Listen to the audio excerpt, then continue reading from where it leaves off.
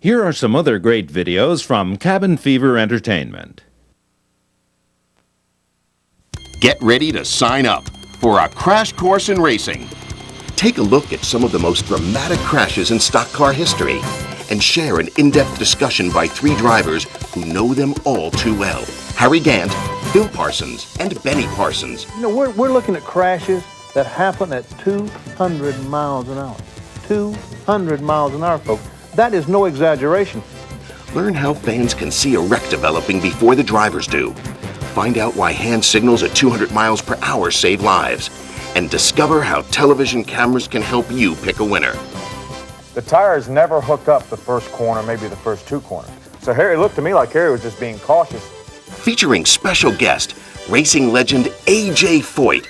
A crash course in racing is the education you need to make you a more informed racing fan. Available now on home video from Cabin Fever Entertainment. To order these videos or our catalog of other Cabin Fever Entertainment titles, call 1-800-55-FEVER. Shortly before Alan Kulwicki's tragic death on April 1st, 1993, NASCAR Video Magazine completed this chronicle of Alan's life.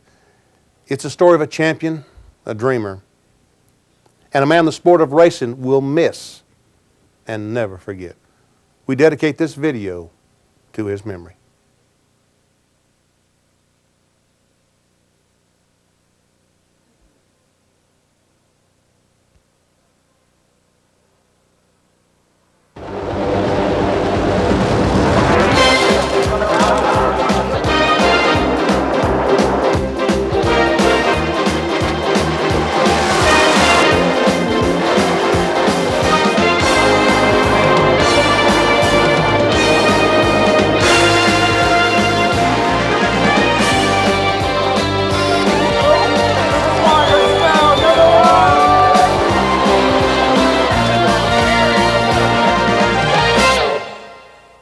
It was from these hard-packed sands of Daytona Beach that the sport of NASCAR was born and great champions emerged.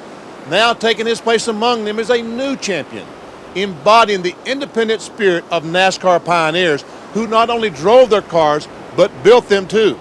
Though linked to the past, he is also the most contemporary of champions, representing a new generation of our sport. Hello everybody, I'm Benny Parsons, and of course I'm talking about 1992 Winston Cup champion Alan Kulwicki. For Alan, winning the championship was a culmination of a dream, one that is an inspiration to us all. Recently, he was kind enough to let us into his home to talk about what he went through to make his dream into a reality. First question I got, was it worth it? Well, I tell you, that's the dream of a lifetime. That's what I've been working for years. So, yes, I mean, I wouldn't trade the championship or give it up for anything, but there's a lot of responsibility that goes with it, a lot of pressures that go along with it, and it's not always fun. It's not always fun things to do, but it certainly means a lot. It's a real prestigious thing to accomplish in your career, and I don't think I'd, you know, if I had to do it over again, I'd still take it. Would it help if you were just the driver? You are the driver and owner, and you have the responsibility of getting the race car to go to the racetrack. Would it help if you were just the driver? Well, in a way it would. I like doing all the things that go along with this, the interviews, the appearances. I like all of it, but sometimes when you put it all together, it's a little bit much to handle. I think that what it takes to be the champion now is probably a lot more than what it took 5 or 10 years ago. And the more the sport grows, the more exposure it gets, the more requests there are to do media things. And that's what's really a challenge, to try to keep up with all of that. All right, a little recap. First of all, you don't have a southern accent, so you're from Wisconsin, right? From the Midwest. I'm from Milwaukee, Wisconsin originally. Greenfield is the last place I lived. And you started racing, how old were you when you started? Well, I started racing go-karts when I was like 13 or 14. Started racing stock cars when I was 18, and I did that as a hobby just all through college. Got my degree in mechanical engineering, worked a couple of years as an engineer, and then went racing full-time. A degree in mechanical engineering, has that helped in racing? I think it has. I think, you know, in the short run, it probably slowed me down just a little bit. I may have gotten a little farther, a little quicker had I been racing full time, but I think in the long run, it's made me better suited to running my own team, and taking a little bit of the guesswork out of things, you know, lets you understand the cars a little bit better. I heard that your father was also in racing. Was he a driver? No, my dad built race car engines. He's quite an accomplished engine builder, and you know, I look up to him for his accomplishments in racing. But you know, as far as my career, I sort of had to go and do my own thing. So he was not someone that put you in his race car, or you had to go out and get your own race cars? Right. He was not the type of father that was pushing me to do this or pushing me to follow in his footsteps. Actually didn't really want me to get into racing initially, and I sort of had to go out and do it on my own and prove that I was serious about it. And it's not like he had a race car or he built the engines for me or anything like that. I could always ask him questions, and he'd always answer them that way. But as far as pushing me to go racing or do these things for me, he didn't. And it was just you and your dad, right? My mom died when I was in second grade, and my brother, my dad, and I lived with my grandmother. My grandmother and my aunts helped raise us, and my grandmother died when I was in seventh grade. My brother died when I was in eighth grade, so I really don't have a whole lot of family, and my dad was gone racing a lot, so I had to learn how to do things for myself. Man, that had to be tough.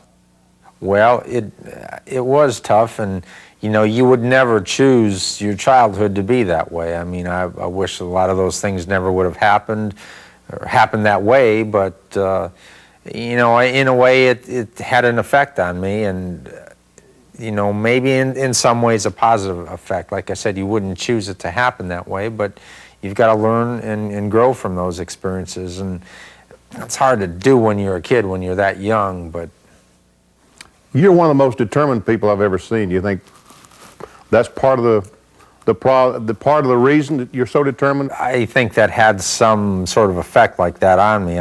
I can't tell you exactly how or why it happened that way, but you know, like I said, I had to learn how to do things for myself, and how to not give up and not quit, and maybe some of it came from that set of circumstances, and you know, if it's helped me in any way, I guess that would have to be it.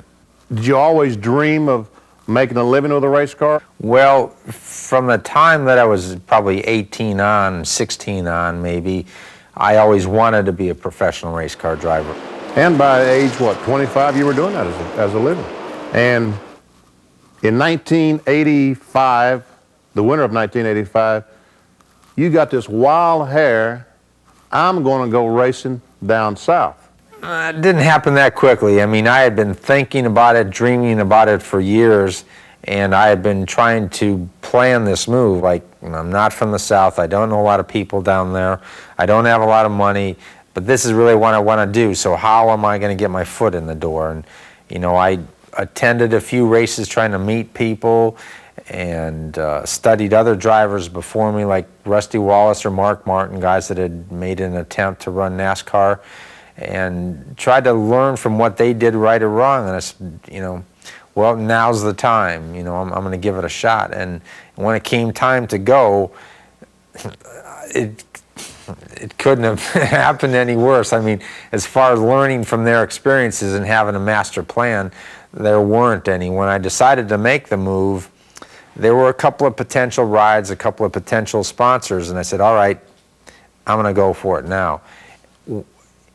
And there were several months for these things to develop, and when it came time to actually move, none of them had developed, none of them had really come through, and so it was really a big gamble to move down south. I was really, to be honest with you, I was really scared. I was swimming for my life when I went down there.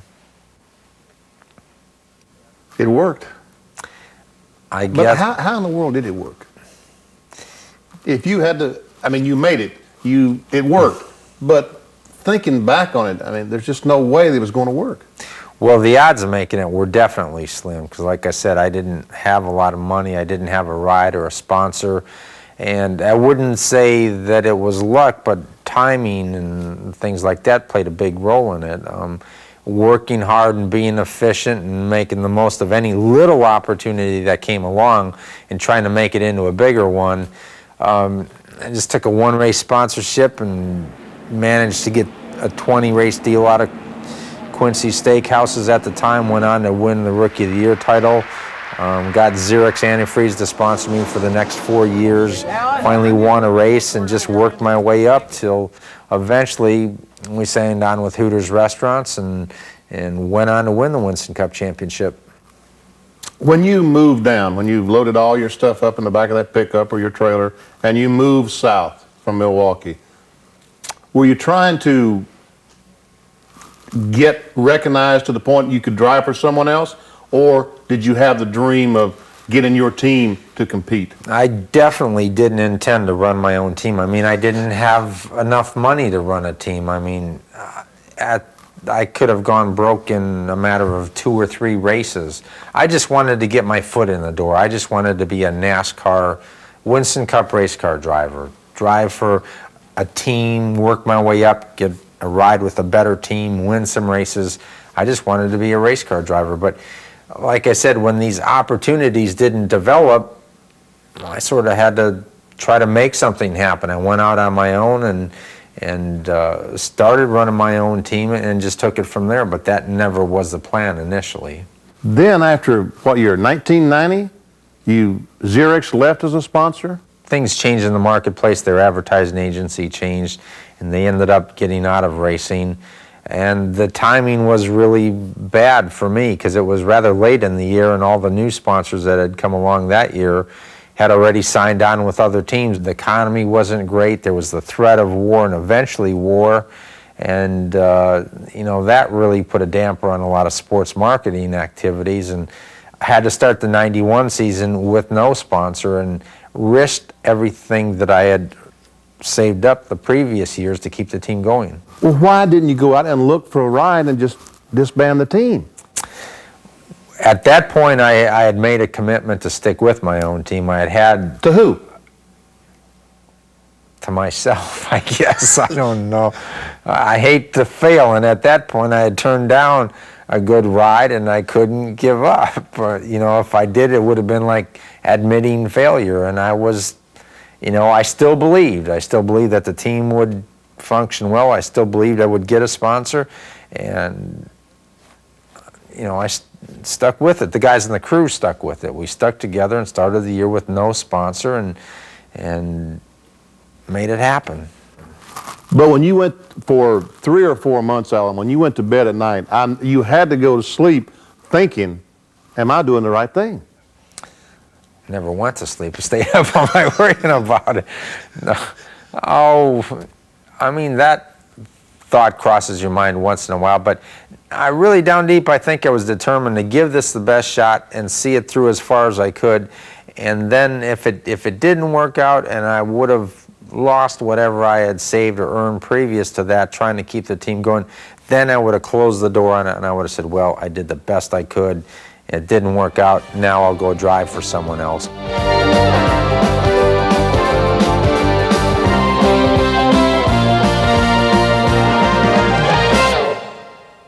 Well, when we left, Alan was talking about his sleepless nights over not having a sponsor during the 1991 season. Things changed after Alan sat on the pole for the spring race in Atlanta. A restaurant chain decided they liked Alan's spirit of independence and signed on for the race. Good news, but his troubles weren't over. Okay, now you've got a small team, and all of a sudden you put a deal together with Hooters. And at that time, Hooters was basically a small restaurant chain. Did you think they could afford that? No, I mean, I thought it started out as a 1-race deal, turned into a 3-race deal, you know, and they said, well, we're either going to get in or get out. And they stayed for the rest of the season. We went on to sign a multi-year agreement with them, and it's turned into a bigger, better deal than I ever thought it could have. I mean, they are a small restaurant chain, but they've over-doubled in size in a year and a half, and they're the fastest-growing restaurant chain in America right now, and it's turned into a much bigger, better deal than I ever thought it could have. Alan and I are a lot alike. He's a very intense man, and I am too, from time to time, they tell me. We like to be winners, and he needed X amount of money to race, and the only way we could put it together was to use a couple of other companies, the Naturally Fresh brands and the Classic Mixers, and that was the first year, and so it's paid off for both of us, you know. I love it when a good plan comes together myself, and I felt like it was putting the whole focus together. You know, racing has more to do than just the number of people that see see your name out there.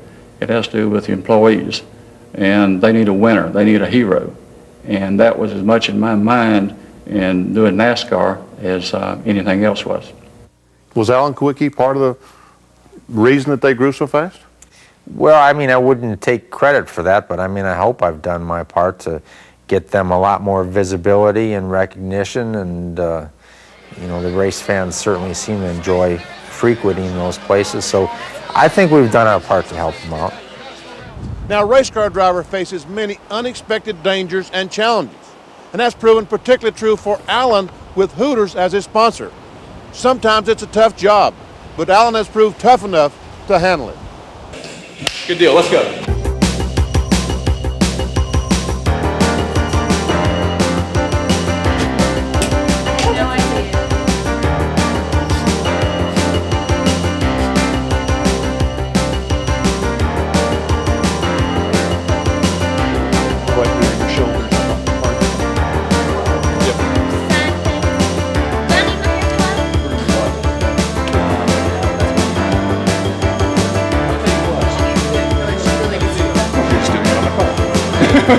That's sliding.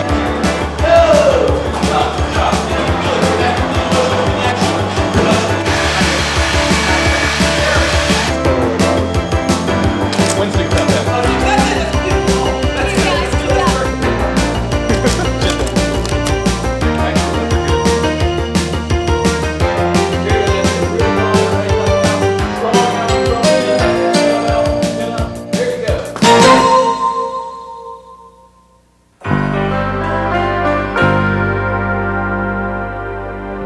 The realization of Alan Kulwicki's dream of winning a championship in 1992 started in the most unlikeliest of places, the back of the pack at the Daytona 500 by STP.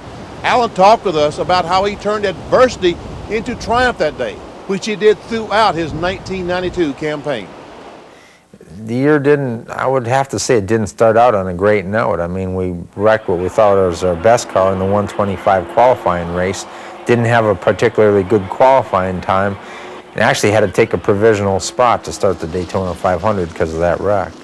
We came back and finished fourth, a great comeback, and you know, we've had to come back one or two other times during the season. Then you went to Rockingham, didn't have a very good day down there. No, had a fellow finish at Richmond, Virginia with Bill Elliott, and Almost won that one. missed winning that race by like 18 inches. Went on to Bristol and won the pole and the race. And, you know, from that point on, we were always up there in the point standings, always in the top 3 or 4 or 5. And you did run consistently, and you won the first Pocono race. The Champions Park Plug 500, you won that race at Pocono. That's right, and that was a pretty satisfying win because that was the biggest track that I had won on, and that track was the first time that I almost won a race. I was leading there with a half a lap to go back in 1987, and that's the first time that I came close to winning a race, and it took several years and a lot of misfortunes at Pocono to come back and finally win one there. Then you get to Michigan in August,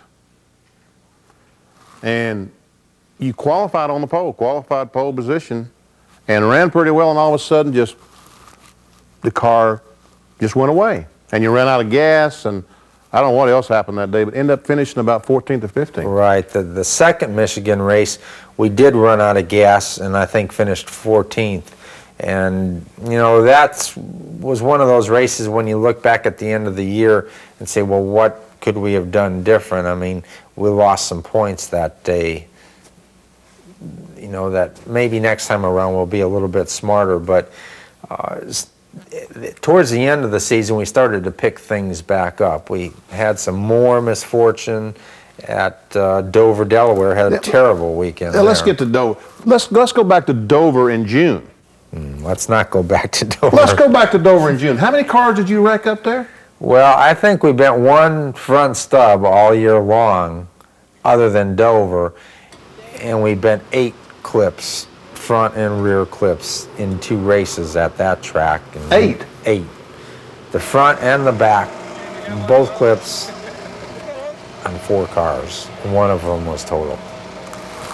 2 in the first race, 2 in the second race. Man. And it was not a multi-car crash or what have you. Driver error? Combination of things. I'll take the blame for some of it. The first time they had sealer on the track and the car bottomed out, and when it did, I slid up out of the groove. I got in trouble. The second one was probably driver error. Came back and ran a 3rd car in that race and got just a decent, average, medium 12th place finish out of it, but we brought the car home in one piece. Went back there in the fall and said, well, I'm going to do better this time around. I'm not going to let the place get the best of me. Went out in practice and the throttle stuck on the car and wrecked the 3rd car there in practice. Rolled the backup car off the trailer and with real limited practice time sat on the pole at that race, and that was a terrible day because that crash there, even though the throttle stuck, I mean, at that point it started to rattle me just a little bit, you know. It hurts your confidence. I mean, a lot of this is self-confidence, and that did. Even though we won the pole that day, was not a very good day for me at the racetrack. Came back in the race and got in an accident with another car and totaled that car out. And that was about as hard as I've hit in a long time. And realistically, I thought that probably finished off our championship hopes. I remember getting out of the car after the race saying, well, and that's it. It doesn't look like we're going to win the championship this year. And I didn't really give up. I mean, I think maybe that was a little bit misinterpreted. I didn't say I quit or we're down and anything like that. I just didn't think we could make up that many points that late in the season. Exactly. You're 278 points behind now. That's more points than you've been behind all year. And you've only got a handful of races left. So you had to say, hey, let's get ready for next year. Well, not get ready for next year. We had to finish the year off on a good note. It's all right.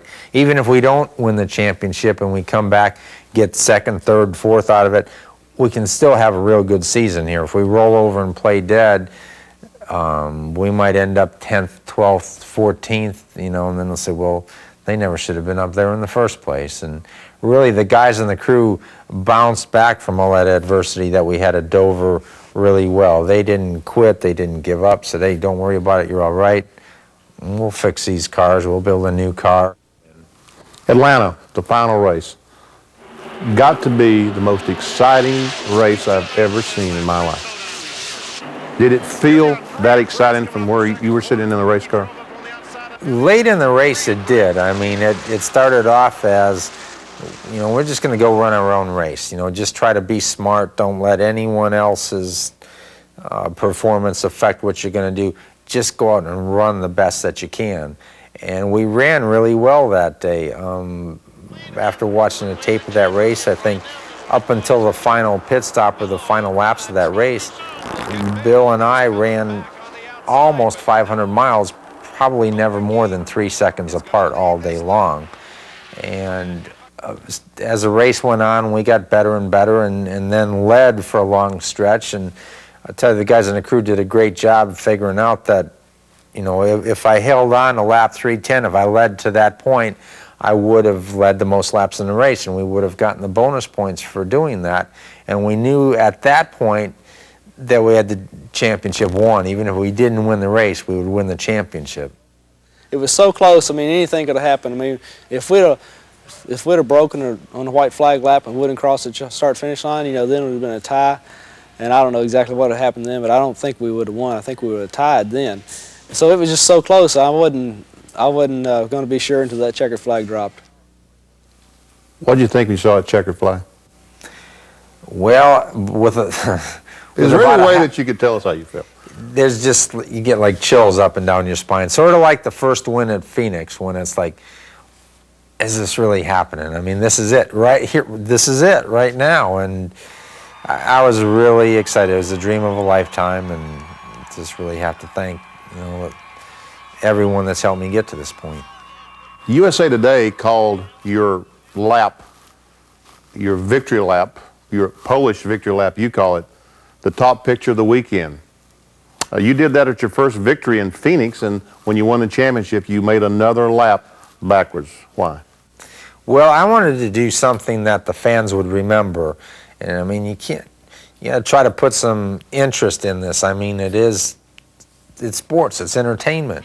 And by turning the car around and going backwards, putting the driver's side of the car up right next to the grandstands, the fans really seemed to relate to that. It really got them charged up.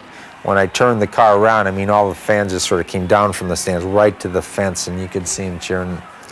It was just a really neat moment. I tell you what, Alan has a very neat home here. How about showing me around? Sure.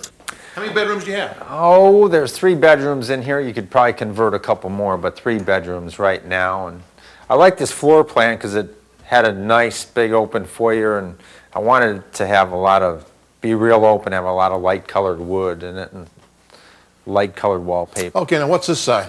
Well, up here, over to the left, there's a reading room here, a loft room.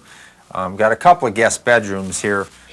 This is really neat. This is the master bedroom. This is my room where I stay. I just like light colors, light wood again here, but yet a few brighter colors in the draperies and the bedspread. Wow, this is nice. This is the master bathroom here. I remember stuff like that when I was 18 years old. I had to When put you stuff used in to my have hair. hair, right? Yeah. When you had hair. Wow, look at all these plants. Jacuzzi with the sort of a tropical look around it. Do you use this much? After the races, especially after the races. After the races, huh? Alan, why is there 2 shower heads in there, buddy? The future, you got to be thinking about the future, Benny. Well, I'll tell you what, how about some food? Now, I've walked up a whole flight of stairs and you haven't offered me one thing to eat. You have anything to eat in this house? All right, let's go eat. What do you got to eat? I'll feed you, come on. Okay. Okay, I'm going to watch. I'm not a cook. I'm not a manufacturer. I'm a consumer. Consumer, right. You know, we all know that you were probably the hungriest, looking at all this food, you were the hungriest driver on the circuit last year. You wanted it so bad. Now you won it, you wished for it, your wishes come true. Has it made you more hungry for another title or less hungry? Well, I mean, it sort of whets your appetite to come back. I mean, you enjoy all the things that go along with being the champion, but you know, in the long run, you've got to work to not get complacent, not get soft and think, you know, you're going to come back next year and it's all just going to fall in place for you. It's going to happen again. You have to come back and work hard at it to make sure that it does happen again. You've got a championship now. You're the Winston Cup champion. How important is the Daytona 500 crown to go along with that? Well, that's probably my biggest unfulfilled goal at this point. Probably been our weakest point in the past, too, is the restrictor plate races. So we've worked real hard to try to improve in that area. And, you know, that's one race. I mean, I think a guy would feel like his career wasn't complete if he didn't win that race. Now, you know, the video that they played at Waldorf when you were crowned champion was Frank Sinatra's My Way. And everyone has said that you did it your way. You know, you returned down the rides when they were offered to you to go on your own. Is that how Alan Kulwicki is going to be looked when it's all over and said and done with? Is that the one thing we're going to remember about Alan Kulwicki? Maybe. I mean, time will tell, but I'll never be the guy that wins the most championships or the most races. I mean, those goals realistically are out of reach, but... Why? I mean, Richard only won 7. I won't make it that long. You won't? When you going to quit? Not with the level of competition that exists in Winston Cup racing today. It'd be unrealistic to think that you could win 7 championships. When you going to quit? You have any timetable? Well, I don't have anything set in my mind at this point. I mean, a lot depends on what the sport's like 10 years from now, what happens in my career between now and then, and realistically, probably another 10 years. You know, I don't think I'll be doing this when I'm 54 or 55 years old, but maybe for another 8 or 10 years. I was kind of worried about that food there, Alan. It's looking better all the time. It'll be done shortly. Not bad. Eat up, buddy. You got another championship to win. And folks, you just might do it.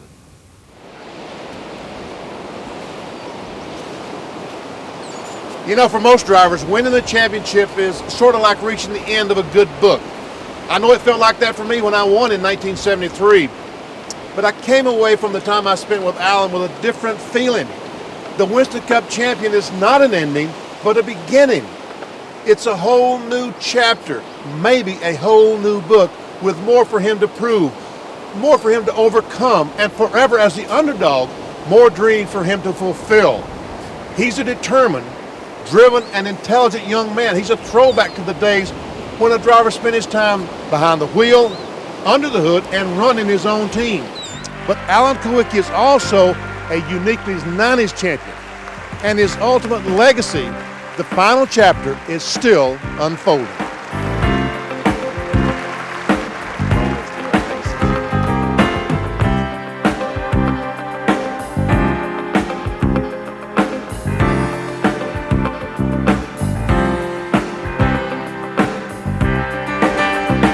Transportation provided by Winnebago Industries, manufacturer Winnebago and Itasca Motor Homes. For more information on the Winnebago Motorsports team, call 1-800-643-4892.